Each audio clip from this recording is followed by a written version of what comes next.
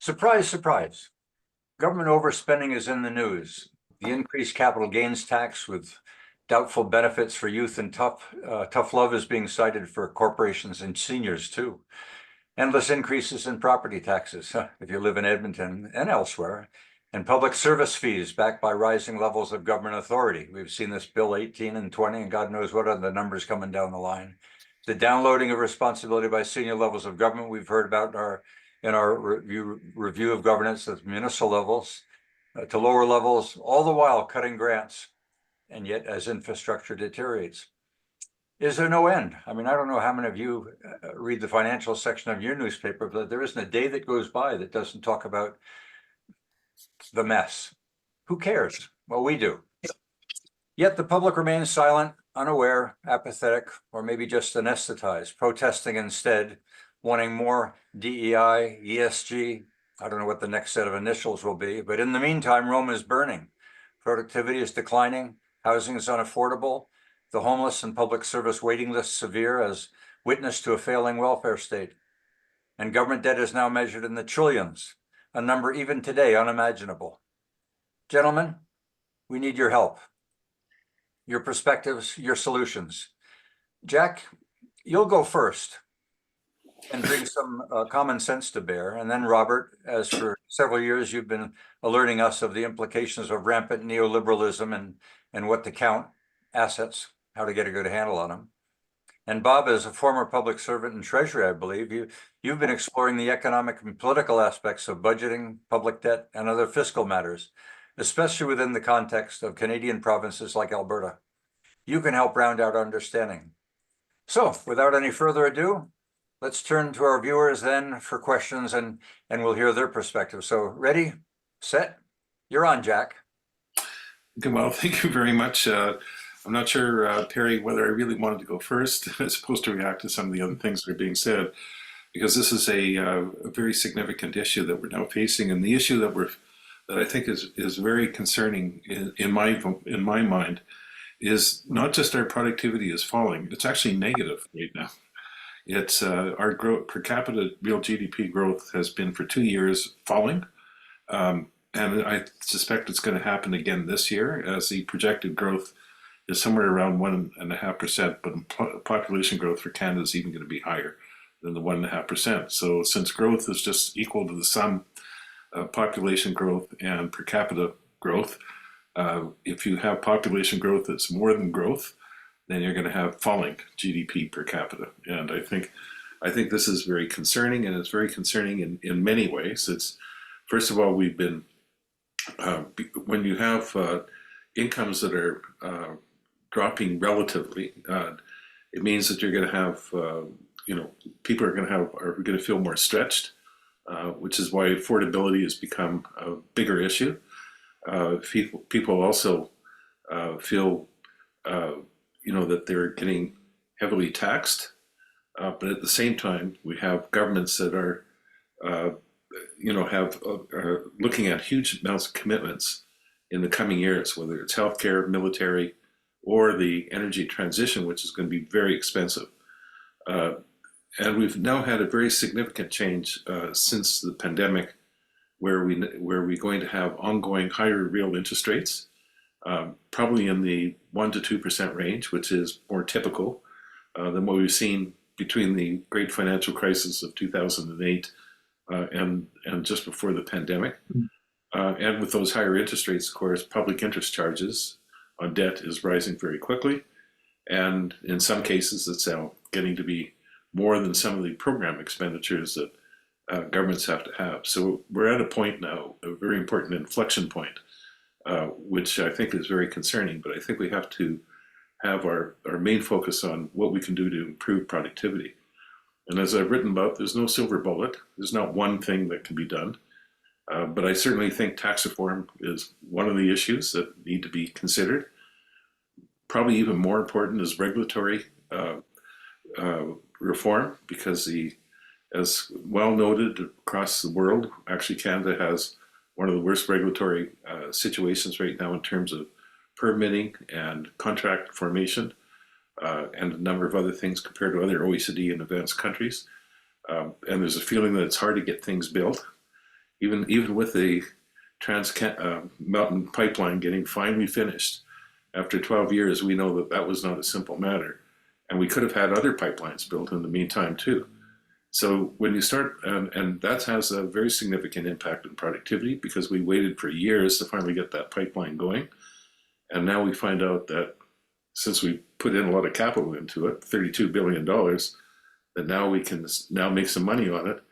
And in terms of GDP growth, Bank of Canada says it's could add 0.25% per year to our growth rate, which actually is a very big number when you start calculating and compounding it over time. That's an example of some of the policies that we're not doing very well in. And in the meantime, we have a private sector that is, investment has been declining, so we need to certainly try to make sure that that private sector can grow. And based on a lot of work that's been done over the years, including Albert Alcina from Italy, who unfortunately passed away a couple of years ago, but he has shown that actually governments that try to solve their deficit problems by raising taxes and not cutting spending actually have more difficulty growing the economy than those governments that try to keep the line on taxes or cut taxes, or certainly don't use, but use spending cuts instead to deal with deficit issues. And I think we need to get back on track in Canada. We had an excellent record since 1995, 94 for federal and provincial governments in dealing with their fiscal planning. But if you look at the numbers for next year, the provinces are going to be running quite large deficits. I forget the number now. I actually wrote about it and I calculated it, but they're running quite large deficits. The federal government is running 40 billion, but as we know, they pushed a lot of expenditures down the road to make that, to show that $40 billion is going to be met this coming year. But you put it together, it's we're talking about $80 billion roughly in total debt of all governments, and yet we have huge spending issues that we are going to have to deal with. And so you have to ask the question, how are we going to sort of square the circle in a sense? And I think the way that we're going to have to do it is going to have to be a lot more prudence in the spending that we do. Try to get back to balanced budgets at a time when you have growth in the economy, and at the same time, really try to bring in policies that improve private sector productivity, but also government productivity, which is another problem, which I could spend some time on, but I'll just leave it at that point. Well, before I call on Robert, I'm gonna hit you hard with something, and that is, it almost sounds unsustainable. I mean, you've talked about a number of reforms, but they all sound like we're still just tinkering. We're doing tax reform, or we've got to pull up tighten our belt with regard to our public expectations that have been fed now for 50 years since World War II or longer. Is this sustainable, this continuing feeding of unquenchable appetites, unquenchable public expectations? At some point, it seems to me, and maybe it's because I'm over 80, this is going to come to an end and has to stop. And at that point, it isn't tinkering anymore. It's more than reform. How serious is the situation that's facing us? Well, I do think that it could end up being a very serious situation. I don't think we're at that point yet, but I think we're at an inflection point where it could down the road become very serious. In that I think part of it is I went through the whole period of the 1970s and 80s. I was at Finance Canada in 84 and 86. I saw what happened, in terms of at that point where governments didn't take very seriously the situation that they had put the economy in terms of deficits and interest rates and everything else. And then and I remember it being at Finance, and we told Mulrooney, he had, people at Finance told Mulrooney, you got to deal with this debt problem. And he said, well, the polls don't care, so why should I care? And eventually it did become a problem 7-8 years later, 10 years later. He hiked taxes and he did try to control some spending, and he did a lot of good things like, free trade, and he did some privatization that I think was quite useful in terms of improving productivity. But He did not deal with the fiscal situation very well, and that haunted him by 1992, when he had a deep recession, huge deficit that was over 6% of GDP, and a problem where all of a sudden the market, the international market, said we're not sure we want to hold Canadian bonds, and the federal government soon had to find, and this is the Liberals just got into power at that point, but they soon found out that that they can have a serious problem of having to go to the IMF, a major country having to go to the IMF for funding. So we did, Martin did deal with the issue, and I think we can deal with the issue, but I think it's going to need a lot of discipline, I think, over the coming while. Just one quick thing. I have been thinking about some of the things, and at some point we are going to have to do some pretty brave reforms, and tinkering is not going to work in some areas. And I think there's going to be two areas where I think this pressures are going to really build. If we want to afford some of the things that we need to do, whether it's energy transition or if it's various social policies that we want to make sure that we want to maintain, we're going to have to do some things much better than we're doing. Now, I sit now on a board here in Toronto, Mackenzie Health, which is actually one of the best managed hospitals in Canada, or in Ontario. But I can tell you the problems that are coming down the road just this decade are just immense in healthcare. It's already, even without the population growth that's expected, and it is expected to be quite large, you're having people waiting 35 hours after getting admitted in emergency to get a bed. That's now. And long waiting times at emergency. I can go through the list of things. We need a complete, huge reform of healthcare. And in my view, I think we need to go to something like in the European system, where you have a general public healthcare system that is integrated, covers all sorts of things, whether it's physicians, hospitals, drugs, home care, the whole gambit. But then a parallel private system that takes some of the pressure off funding and allows people those people that want to put some money, have some money, return on their money, that they have that opportunity to do that.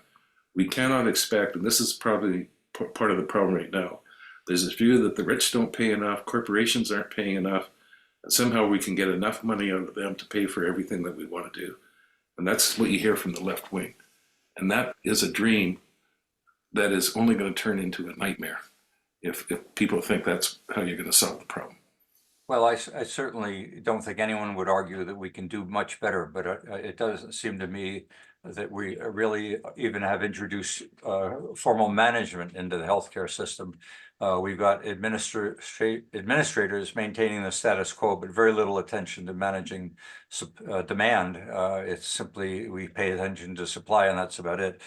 But I don't think it's doing more better. I think it's doing much less. But we'll come back to that later. Robert, you want to pick up from here? Robert McGarvey, you're on. As you know, Perry, I've been championing a couple of concepts that are, I think, need to be introduced here. One is the intangible asset revolution. We've talked about this before, but one of the things that I've noted, I've been working now with CPA Canada for a couple of years on a proper accounting for the value creation that's going on in our economy, and that is being presently undocumented.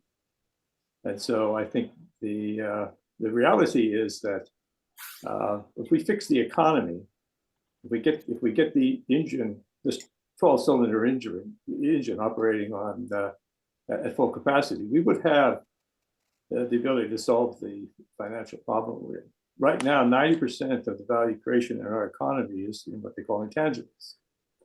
And because it's in intangibles, it doesn't get handled properly at the firm level for accounting. So all of the internally developed intangible investment is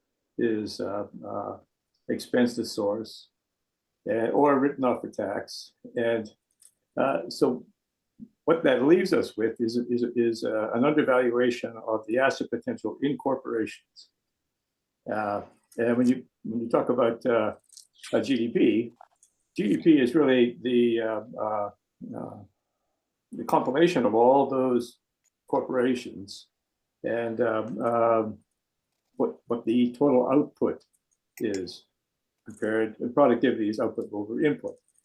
Now, the big problem with productivity and GDP is that if you look at multi-factor productivity analytics, they will measure intangible, but they don't measure them accurately, because when they dive down into the corporations themselves, most of what would constitute asset investment has been expensed. So it's been extinguished at the firm level. Therefore, it's not aggregated regionally or into the national statistics. I think if you look at how we're performing in the digital economy, Canada, I mean, Canada's pulling its weight in the digital economy. There's no hint of a lack of productivity there. We are pulling just slightly below the digital productivity of the Americans. And so I think in the economy that is the future, an economy that is driving most of our value today, it's a measurement problem as much as it's a productivity problem. But I honestly don't think we are as unproductive as the numbers suggest. Let me interrupt for a minute. So if we're missing something and we've got assets that aren't being taxed, government's going to start drooling over the taxing of intangible assets. Is that underway? Is that in the future? Is that more government just realizing that, oh, we've got assets we haven't touched yet? Well, I mean, I think tax is the root of the problem, because tax is very much an industrial structure. So it's plant, equipment, machinery that constitute the principal assets of a corporation, and the accounting system capitalizes those, and they're the principal assets that are involved in the economic equation. What's missing, obviously, is the new economy. The whole new economy is not managed properly. It's not. We don't have metrics for it. We don't account for it properly, and because of this failure at the firm level, we don't have the value to aggregate up for both GDP and productivity and tax. I mean, I think if you were properly accounting for intangibles, you could probably cut the tax rate in half and earn vastly more income. 90% of the value creation in the S&P 500 is in intangibles, and they're undocumented. They're missing from the financial statements of major companies. So you've had conversation with the CPAs and with the professions to try and get accounting to recognize that these assets can in fact be valued, they can be measured, they can be counted. It would seem to me that government, with what it's facing in terms of deficit and taxing the traditional economy, would be all over wanting to follow what it is you're bringing to the surface. Yeah, I mean, I think one of my big problems with government is they want to micromanage, and they don't really want to do their job, which is making sure the system works properly, that the incentives are right, that what we're measuring is right, that it's an oversight, not a insight. Yeah, exactly. And so I think their focus is all wrong. I don't think they're aware of how profound this paradigm shift is in the economy. It's the equivalent of the Industrial Revolution itself. And we've talked about this before, but there was major hiccups in the transition from a mercantile economy to an industrial economy. Accounting and finance was well behind. So you've been in conversations at Harvard and in London, et cetera. Are there any countries that are tinkering or showing interest in beginning to introduce this new thinking? I think a lot of them are trying to come to grips with it. And my point has always been that the key is accounting. If you're not accounting properly, then then you can't treat assets properly. So what do accountants need to introduce a new asset class? They need both form and substance around the asset. So it has to be named. Right now, we talk vaguely about patents or goodwill, but there's a whole science around identifying these assets properly and putting the proper qualifications around them, because an asset is not something that is just a thing of value.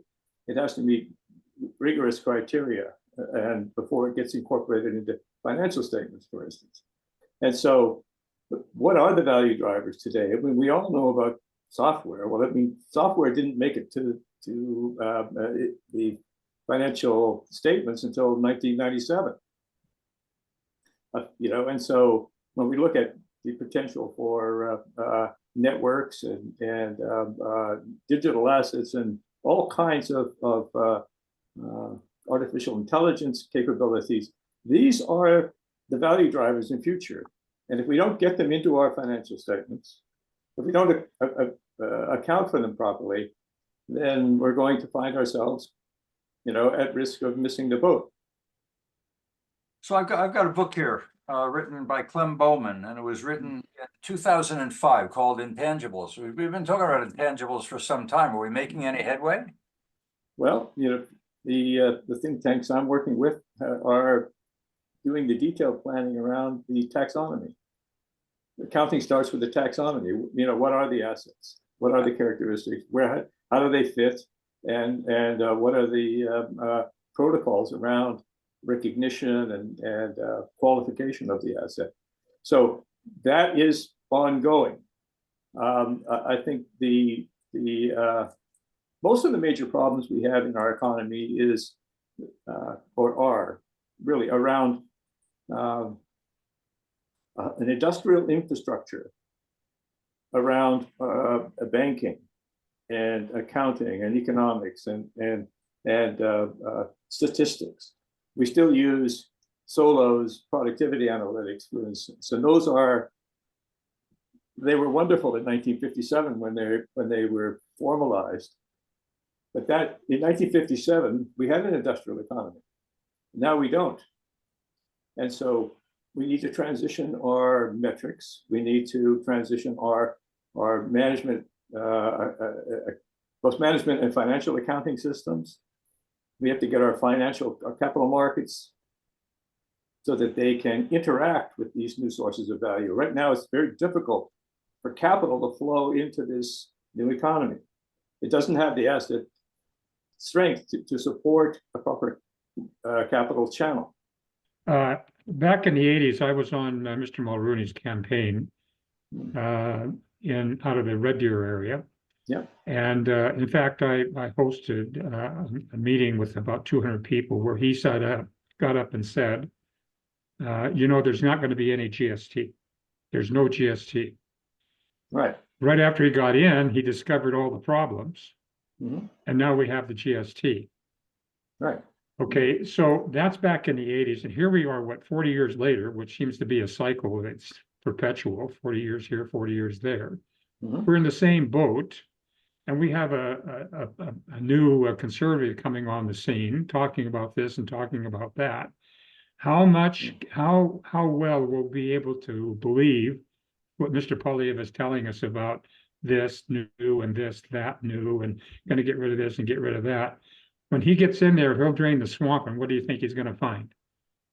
Let's hold off on that. That's a fundamental question. I mean, I was on the Eric Nielsen task force, and Mulrooney had handed to him by Eric Nielsen a strategy on how to begin to rationalize, and it went nowhere. And Jack, you alluded to that. But before we dig into the politics of this, I want to hear Bob following up on Robert. So Robert McGarvey, thank you for that input. Mm-hmm. We're going to hear more from you over the coming years, I'm sure. But Bob, why don't you pick up from there, because you've been involved in policy formulation on the inside, and you're certainly writing about it today. So I'll let you give us your perspective.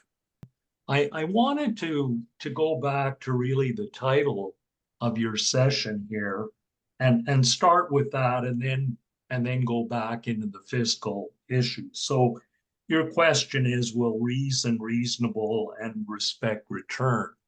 And I think that this is an important framing of the problem, is that we've been in an age of reason and science, and I think we're quickly concluding that, as Jack alluded to about politics, politics is not only about reason, i.e. getting votes, but it's also built on emotion as well. So now what I wanted to do was sort of give you a little bit of my background and personal journey, which started when I was in the office of the Auditor General in Ottawa in the mid-70s. And this was when Parliament had lost or was losing control of the public purse, according to the then Auditor General. And I quickly discovered I wasn't made out to be an accountant, and I ended up in political science and public administration. But what it left me with was a deep impression about really that this was the start of as Jack described, the 80s and kicking the can down the road on rising public debt, a rising public service, and again the questions and the horror stories that you find in large bureaucracies, not just public but private as well, that things go wrong, and they can go terribly wrong if they're very big organizations. So when I started my PhD work in Alberta, it was a time when I basically was saying, well, will government go bankrupt? And the answer from the economists was generally, no way at all. Governments never go bankrupt. Well, we know in Rojoff and Reinhardt's book, they go belly up almost yearly. So that was the problem. But during the 80s, the whole discussion about fiscal policy, and Jacques was there in the Department of Finance, was that the economists were saying, well, is debt really a problem? Is public debt a real problem? And some economists, and the Keynesian version was generally that governments can run deficits and then recoup run deficits during depressions and recessions and recoup it after the economy gets up. But it didn't work out quite that well. And Buchanan and Wagner have done quite a bit of work at that time about the political imperatives of Keynesian economics and the drawbacks to that. So then the crisis came in the mid-90s, and it was, that classic Hemingway story about you don't go bankrupt over a long time. You're then all of a sudden you're bankrupt.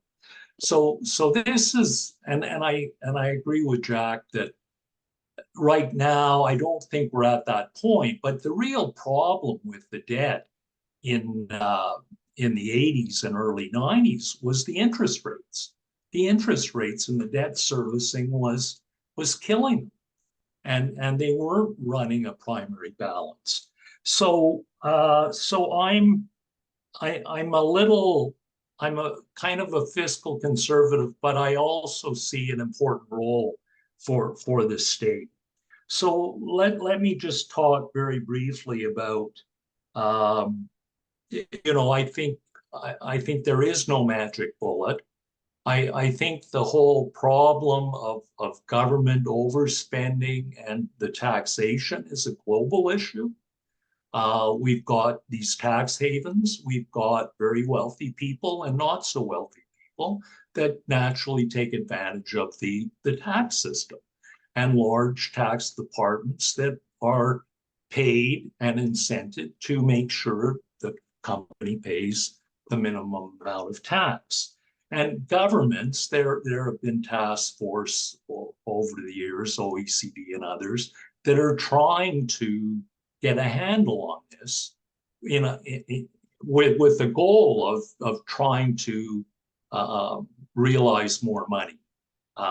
And intellectual property, Robert, is an important part of that. Now, let me just talk a little bit about the accounting issues. So, accounting for value. Well, value, this is a very fundamental question for economists. What is value?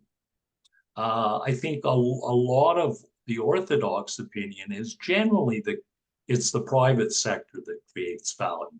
Now, I know it's not that simplistic, but generally speaking, and the public sector doesn't, is non-productive. I think that's what Marx said.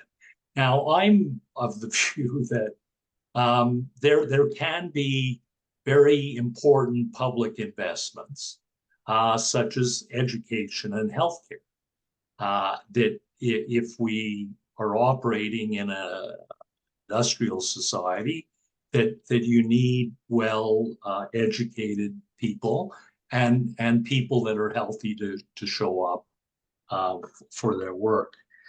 So now just to go back a little bit to the reason and reasonableness and the extremes, the ideology. As I said before, I think that politics is increasingly become a manipulative exercise, and we've seen with the United States in particular the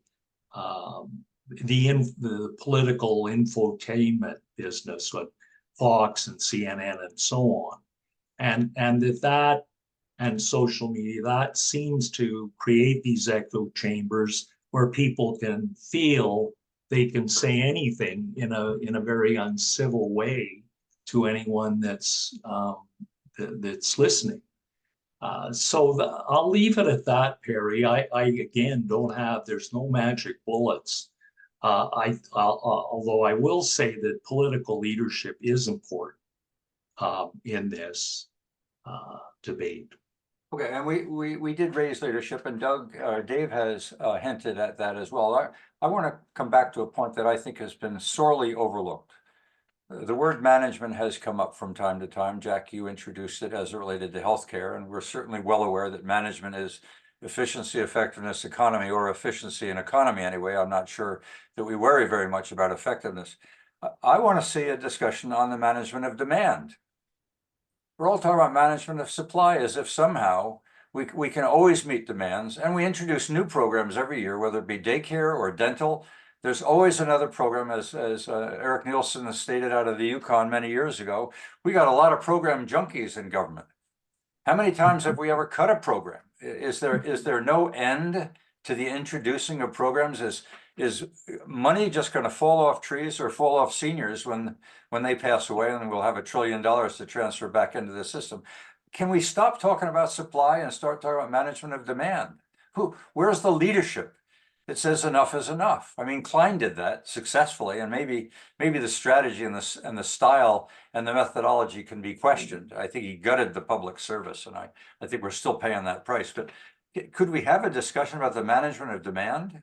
Well, I agree with you. I mean, that's it isn't just supply. It is also demand for public services. Now, I agree with Bob. There is a role of government. I've written about this many times myself. But the question is where you draw the line between what government should be doing and what we should be leaving to the private sector to do. I think everybody would agree that zero government is not a solution. And in fact, and don't think there isn't some people who have argued that. Milton Friedman's son, I think his first name was David, he used to argue that you don't need any government. People can band together and provide even defense expenditures and everything else. You don't need a government to do that. And in fact, there's a very interesting book that was written by David Gaitner and I forget his colleague on, I think it was something, the history of everything or something like that. But one of the things they talk about was the fact that years ago, in fact, they gave all these examples of how cities formed where there was no governance structure. People just got together and ran a city together. Not a huge city, but a settlement. So it's it's an argument that some people will make which is almost. By the way, Guttner was involved with Occupy Wall Street, and I think he was well known to be a bit of an anarchist. He believed in not having government at all. But anyway, but obviously we also know that 100% government isn't good either, which was the Soviet solution, right? And so there's something in between, and there's been a lot of studies that have suggested, going back to Vito Tanzi at IMF and a whole bunch of other people, that really, when you look at kind of the role of government today and what they should be doing, you don't really need governments more than 25-30% of the economy, not which right now in Canada we're over 40%. In terms of government spending as a share of GDP, that includes all the transfer programs and everything else. So I think we do need to handle, we don't have a good process to doing with creating programs. This is, first of all, the political process is that parties will create programs or have certain tax cuts in order to satisfy their base. Doesn't mean that's necessarily good policy. And then we have a bureaucracy that likes to be busy and creates ideas. And I think the part that really gets me the most in terms of public management these days, and it goes back, by the way, even 30, 40, 50 years ago when I was just a student, is that the evaluation of whether something is a good idea or not before doing it is very poorly done. People jump in, they recognize there's an issue to take care of, and then they say we need a public program to do it, but not really asking the question, do we need the public program, and is the issue really the one that needs to be addressed, and what are the options? How can we do a better job using the money? Now, departments of finance around the world actually have a bit of that role to say no, and so you need a very strong central agency in government. And that's been true in Canada historically, where Treasury Board and Finance and Privy Council at the federal level, and then also at the provincial level, the similar types of agencies, if they're strong and have strong leaders, then you tend to get more fiscal responsibility and more no's saying to programs and not doing certain things. So you get better demand management in that sense. Because they don't fall in this trap of continually growing the government all the time, and actually that's one thing that Travis Taze was very well known for, was his ability to say no. But what's happened at the federal government now is that the PMO has become so centralizing in power, it's actually neutered very much the Department of Finance and Treasury Board as central agencies.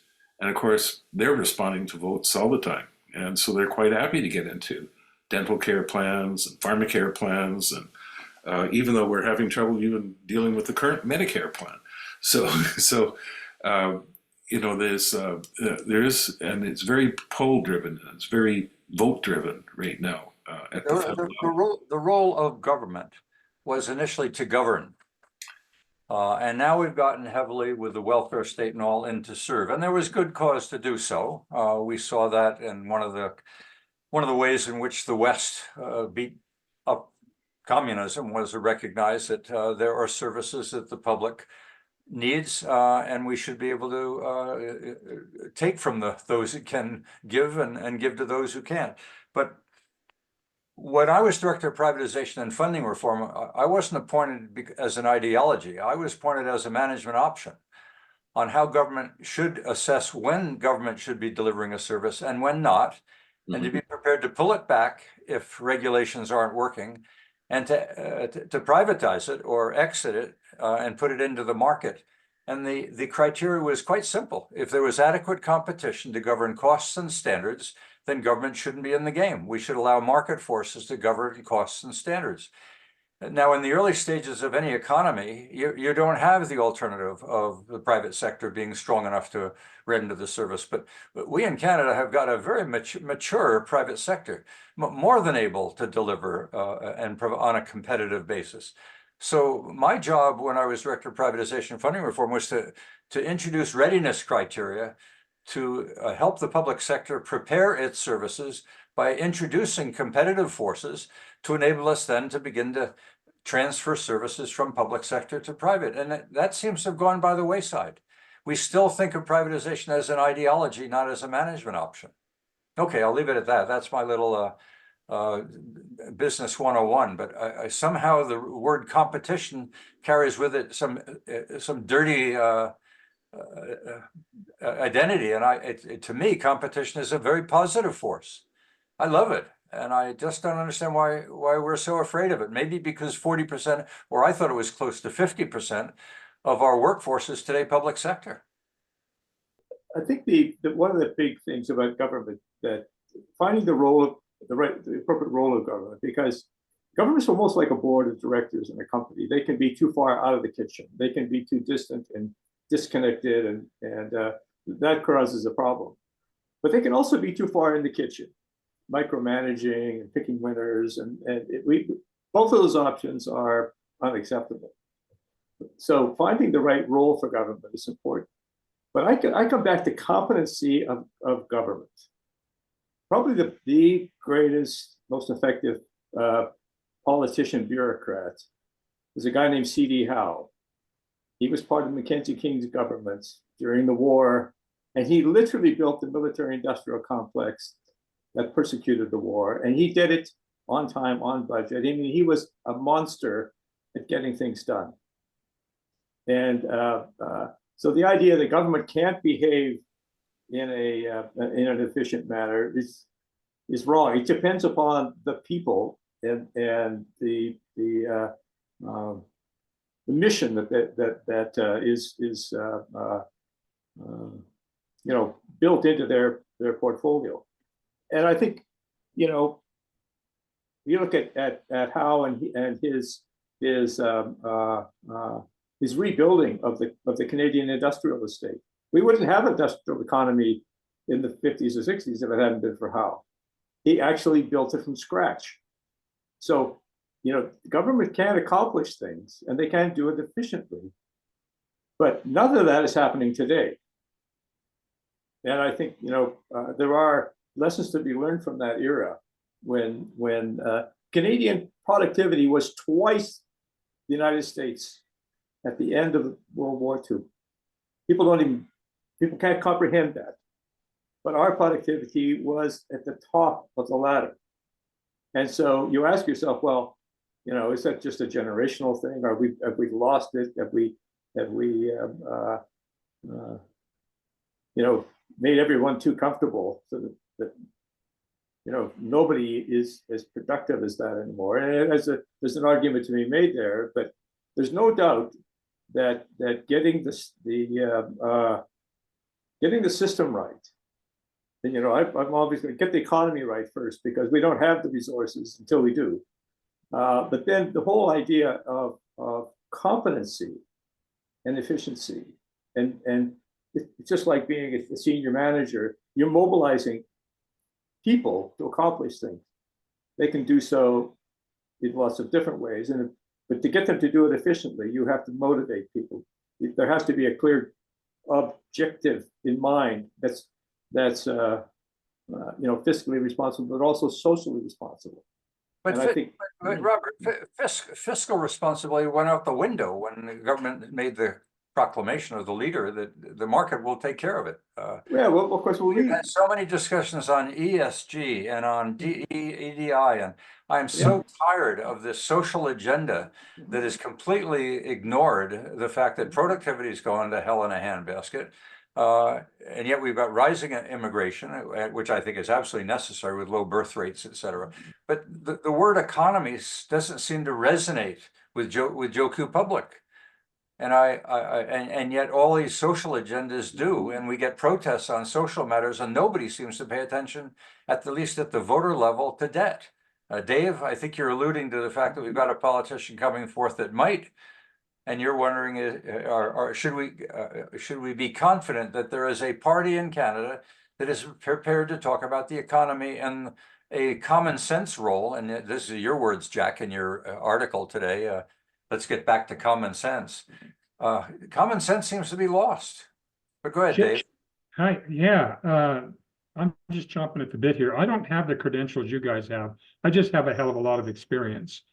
And back in the 80s, Peter Lougheed, who I hold in the highest esteem, created the interest rate shielding program, where the province subsidized interest rates that were already at 22, 23%. On top of that, he allowed to go forward a provincial home loan insurance program to help the manufactured modular home industry. So what we've got is a giant guy in the provincial government, a conservative, pulling stuff out of nowhere to help Joe Q. Kublik make his mortgage payments and buy a house. Now, you can talk about the economy all you guys want. The bottom line is that we are in deep shit here. From a cost point of view, and I don't know where to start, but somewhere along the line, some of you guys should be able to influence our provincial government to maybe do some of the same things. Now, I know that runs contrary to your conservative values, but I can't find anybody more conscientious who was more conscientious about public perception and being political and being democratic than Mr. Lougheed himself. Would you not agree with that? Absolutely.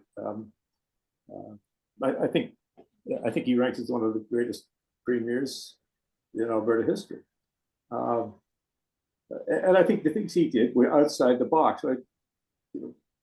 We need some out of the box thinking here. Absolutely, we need that. And you know what? We're 40 years apart here. So everything happens to me in my life. I'm 77. I don't know how old you guys are, but I'm still going on 50 here. I've got a long ways to go. And I've got grandchildren that are coming up, and where the hell are they going to end up being? I mean, we have to worry about that kind of stuff, but we have to be very political about it as well. And I'm concerned that perhaps our new prime minister is going to find the same pile of shit that he had than when Mulroney came in. And he won't be able to go back and fix the budget and fix the housing and fix this and fix that, because they're going to uncover all kinds of things that are untoward to the public interest. And incidentally, I'm not related to any of the Horners in Alberta, just for the hell of it. So, I have a lot of respect for Doug Horner and what he was trying to do with the government at the time, but politics being what politics are, Peter Lougheed's generation is not particularly popular among current conservatives that have drifted further to the right and say no government intervention is what they're seeking, which ultimately takes you to anarchy and the belief that Lord of the Rings profess, which is we'll all get along just fine and everything will work well. Well, those that understand the role of government understand government has a role to play, because selfishness, which is the foundations of capitalism, only goes so far in being fair and just. And so government plays some balancing role in that exercise. My fear is with government so heavily involved in service delivery, there is no counterforce to government taking on more and more and more until such time as the pocketbook of Joe Q. Public gets pinched. And Jack, I've proposed to you in the past, and it seems I was out of line or I was wrong, that with $1 trillion of wealth transfer pending as the baby boomers exit the system, and the wealth that they've accumulated that is buried in the debts of Canada is maybe the assets of the seniors, which is what I think this capital gains tax, maybe inadvertently or maybe consciously, is starting to get into, is we're going to see government wanting to entertain a wealth transfer tax to say to the baby boomers, look, you benefited on the backs of government and on the backs of youth. We want to rectify that. We're going to tax the hell out of your wealth transfer and start to whittle down the debt. Now, Jack, you didn't think there was enough money tied into the assets of seniors or of the baby boomers to make a dent on that debt. But have you changed your mind on that at all? Well, actually, I find your proposal a bit perplexing in the following sense. First of all, there will be a transfer going to the next generation that will be associated with these inheritances. If the government puts in a wealth transfer tax, which I can get into a whole set of issues of whether it's appropriate or not, because there are some arguments for it. But just leaving aside any of the intellectual stuff, if the government puts in a wealth transfer tax, what it's doing, it's taking money from let's say the grandchildren that, for example, I'm leaving my money to, Yep. and my kids, and giving it to somebody else. Right. And I'm not sure, we're not getting, there's no improvement. It's a matter, what you're doing is you're spreading the money around But the argument to other people who are not going to get, you're taking that transfer from. But I can hear the argument that government would pose to you, and that is your children don't deserve that. Well, that's the point. That's the point. Can I object? This is not, you're not cleaning up the debt. All I'm saying is that what you're doing is you're just transferring money from one group of heirs to another group of people. But it would be very appetizing, and I think government always looking for revenue. It would be very appetizing to government just to salivate. But don't forget, we do have in Canada deemed realization of capital gains of death and RSPs. In many countries where they do bring in estate taxes, and we got rid of our estate tax when we brought in capital gains taxes. Don't forget, that was the history of 1972 tax reform. But many countries, they don't do both. Yeah. They'll have an estate tax, but they don't do deemed realization capital gains of death. For example, the United States, they don't have deemed realization of death, but they have an estate tax. Yeah, they have an estate tax which is getting smaller and smaller. One time you avoided that estate tax at something like 15 million. It's now down to 5. You can see they're getting closer and closer to the volume of what the baby boomers will have to pass on. Actually, I think it's back over 10, but anyway, it depends on who gets into government. When the Democrats get elected in government, they lower the threshold for the wealth tax or for the estate tax. And when the Republicans come in, they jump it up. Okay. Can I just jump in, Perry, with a couple of comments relating to the challenges of governments these days? Yeah. And when I was in the Auditor General's office, it was like open season for executive interchange. And so accountants and management consultants were just overwhelming.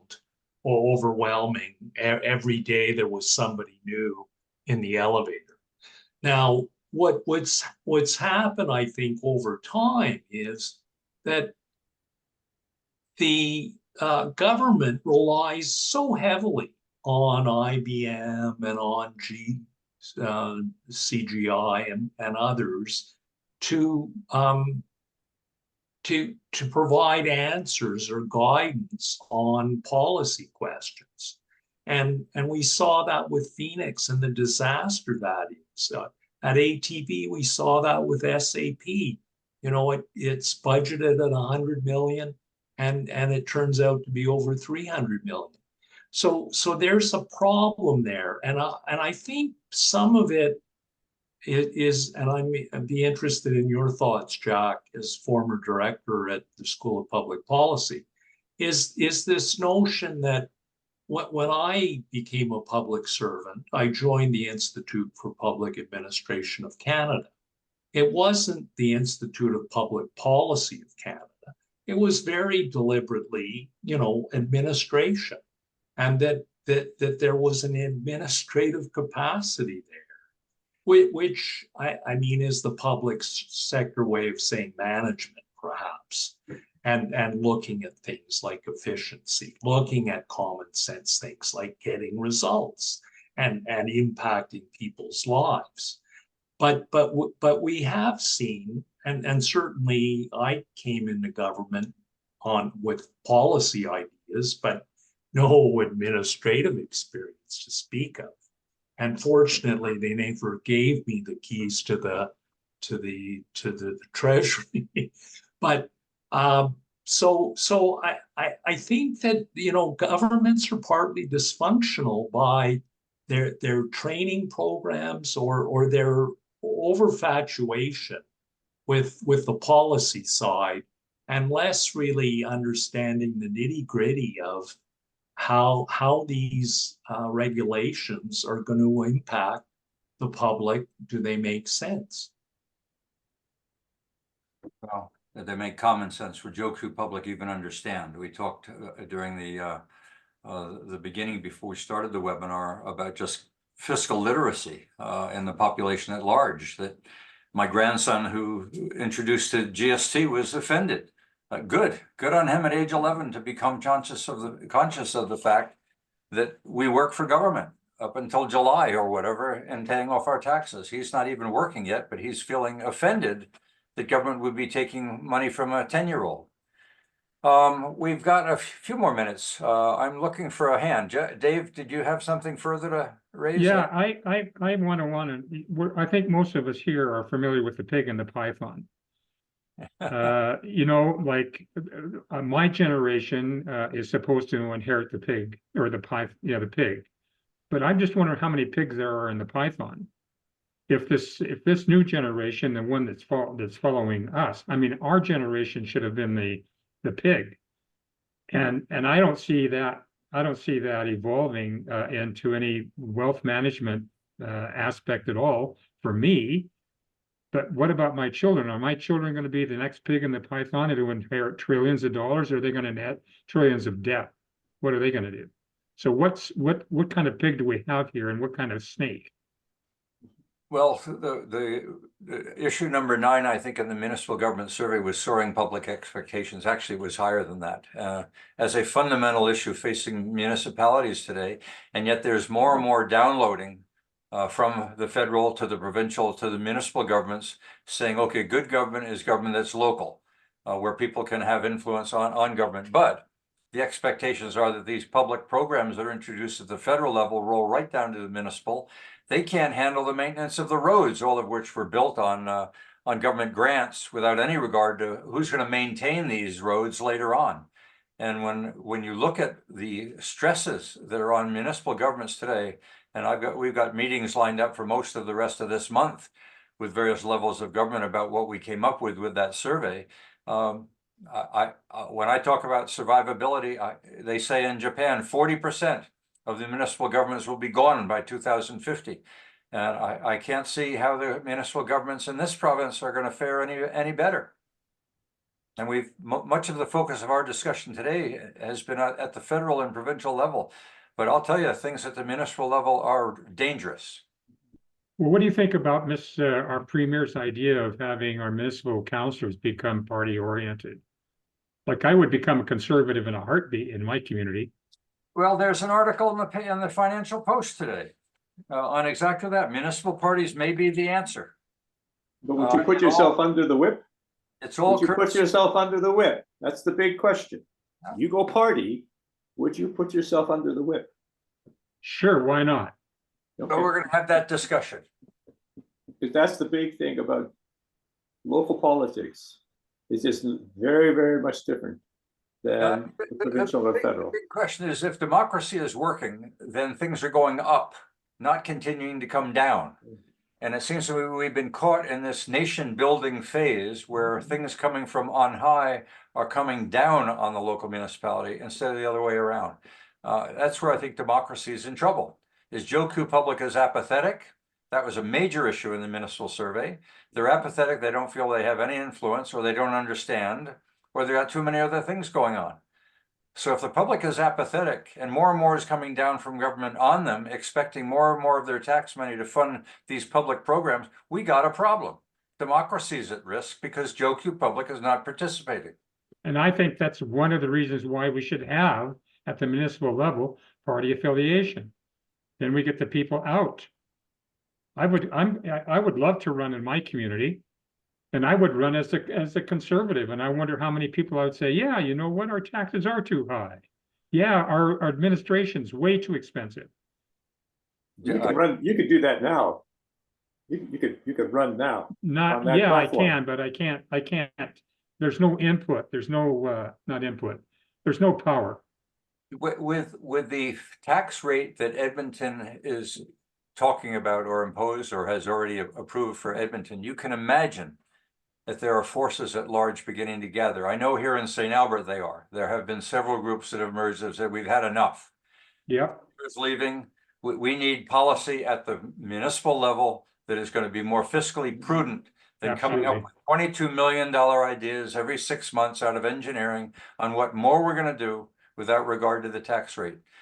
I'm getting a call from upstairs. That isn't God. I'm 82. That's too early for that. But I am going to have to call this a day, Claire. But I will look for any last hands. I mean, I see you smiling out there, Dawn in Vancouver or Victoria. Randall, I've seen some of your chats online. By the way, a moment of silence is called for. I saw a note on the chat that Rex Murphy, who I think most of us in this room know well, has passed away. I didn't know that. I That didn't know that either. didn't even know he was ill. Mhm. So Okay. that's Well, that's a loss. That's a big That's it. loss. that is a very big loss.